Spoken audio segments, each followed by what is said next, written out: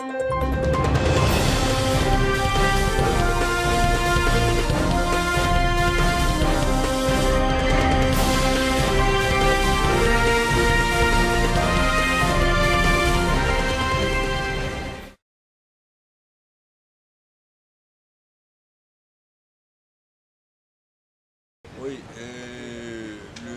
la campagne de réglage des phares, c'est une thématique de réduction des accidents dus à l'éblouissement des phares la nuit. Donc la nuit, on a constaté que certains ont des phares qui éblouissent les usagers venant en sens inverse et qui causent des accidents. Donc le jour, c'est avec les yeux nous voyons, la nuit, c'est avec les phares qu'il faut bien voir sur la route. Donc l'importance effectivement du réglage des phares, c'est bien voir et être bien vu afin d'éviter les accidents de nuit dus à l'éblouissement des phares des véhicules venant en sens inverse. La campagne du réglage des phares a débuté depuis le 13 février passé et nous sommes dans la 4e semaine. On a constaté que jusque-là, ce sont les habitués qui viennent. Donc, ceux qui venaient d'habitude, ce sont ceux qui viennent. Mais certains nous ont dit qu'ils vont venir, mais ils se plaignent du temps, qu'ils n'ont pas le temps. Mais ce n'est pas une question de temps, c'est une question de conscience, une question de sécurité pour soi et pour les autres usagers. Donc nous prions tout le monde de venir, de faire un effort pour venir faire régler les phares de son véhicule. Donc nous serons là encore un mois de plus. Mais on a constaté que depuis là, à peine nous avoisine 1000. Normalement, si les gens venaient, on devait dépasser 3000 ou 5000 déjà.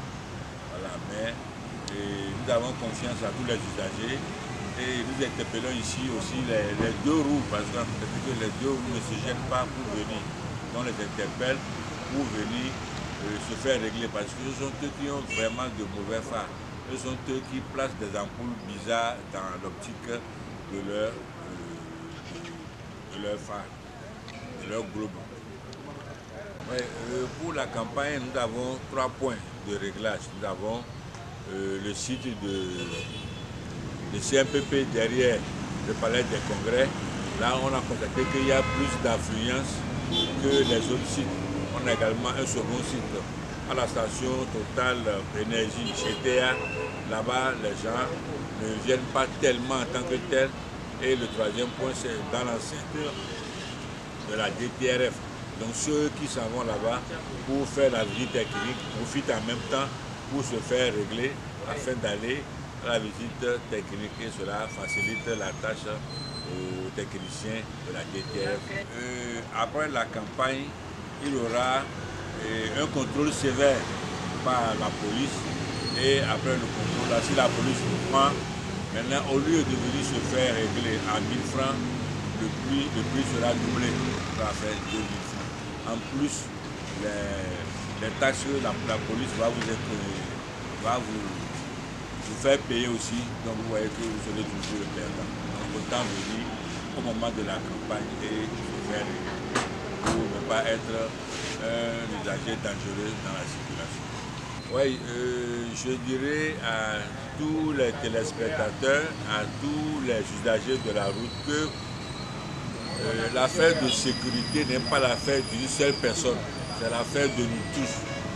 Donc nous devons, dans un premier temps, respecter strictement le code de la route, respecter les feux rouges, respecter les panneaux stop et rouler avec modération et laissons l'excès de vitesse de côté. En agglomération, il faut rouler à 50 km/h, sinon au Togo, dans le temps, c'était à 40. Et jusque-là, nous devons observer cette limitation-là dans la ville de Lomé.